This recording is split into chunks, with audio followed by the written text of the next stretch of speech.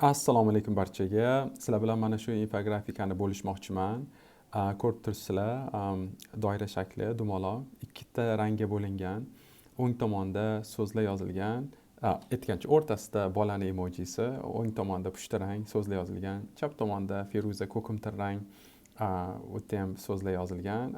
Bu infografikani men quyidagi maqoladan oldim. Oksford universitetidagi bir qator olim-olimalar yozishgan ekan. Xullas kalom, bu maqoladagi asosiy argument shundan iboratki, bolaga kitob o'qib bersangiz qanaqa so'zlar eshitadi, unga child directed speech, ya'ni bolalarga qaratilgan nutqda bolalar qanaqa so'zlarni eshitadida.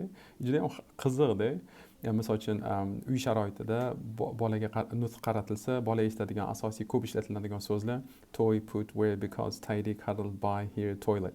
Ya'ni o'yinchoq, qo'yib qo'y, qayerda, chunki, toza, achomlash, xayr, shu yerda, tualet. Kitobda bola eshitadigan so'zlar bo'lsa, stare, horrid, everyone, yell, world, giant, gasp, whisper, sigh. Ya'ni tikilmoq, dahshatli, barcha, qichqirmoq, dunyo, ulkan, xo'rsinish, shivirlamoq, yana xo'rsinishi boshqa ma'nosida. Juda ham qizig'i.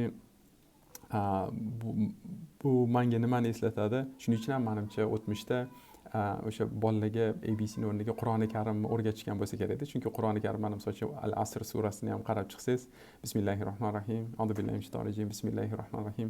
Asr bilan qasam. Qasam o'zi qanaqa so'z? Yoki albatta inson ziyondadir. Ziyon nima degani? Ya'ni yomon emasda ziyon yoki faqat iymon keltirganlar va solih amallarni qilganlar. Amal nima? Solih nima? Ya'ni o'z-o'zidan bola har kuni kundalik ishlatiladigan so'zlar emasda, balki o'sha qiyin, kam ishlatiladigan, lekin ma'nodor so'zlarni demak tushunib katta bo'lar ekanda. Menga juda ham yoqdi shu infografika, sizlar bilan bo'lishmoqchi bo'ldim.